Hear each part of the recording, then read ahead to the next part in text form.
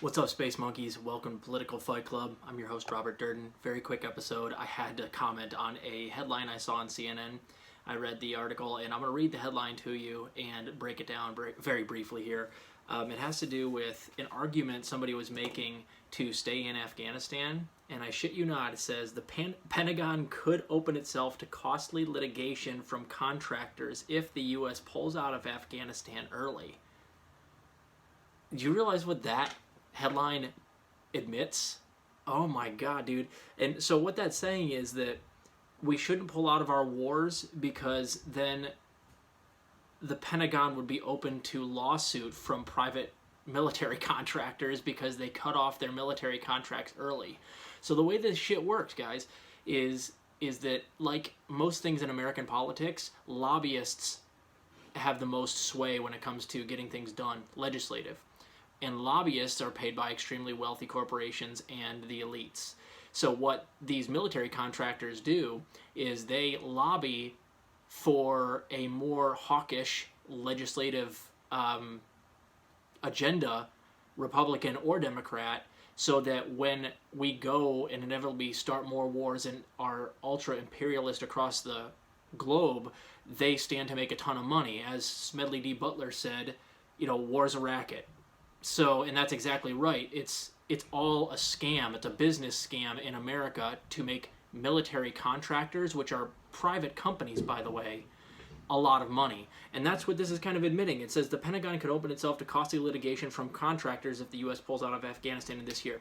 So, we're living in a country now where private companies who lobby, in my opinion, illegally lobby for us to get into wars that are illegal under international law, like Iraq was, and then make a ton of money off of it, have a grounds to then sue the federal government or the Pentagon if their private military contracts are not fulfilled. Get the fuck out of here. Get the fuck out of here, man. This is so infuriating, you guys.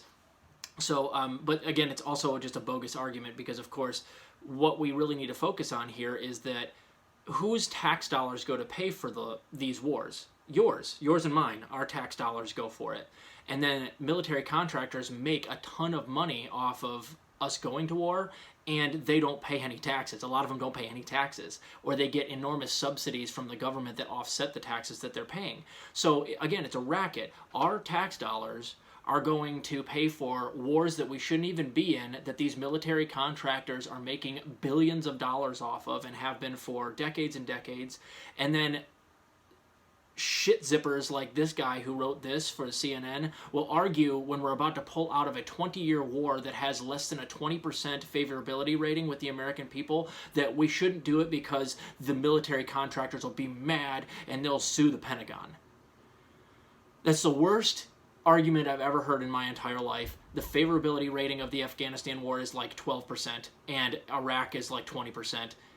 We need to pull out of all of these wars, get rid of our imperialist policy, and then our tax dollars can go towards things that we actually need here in America rather than going towards bombing little kids in Syria or Iran, or even it looks like they may even move to Africa pretty soon after they pull out of Afghanistan. If they pull out of Afghanistan, we'll see if they actually pull through with that.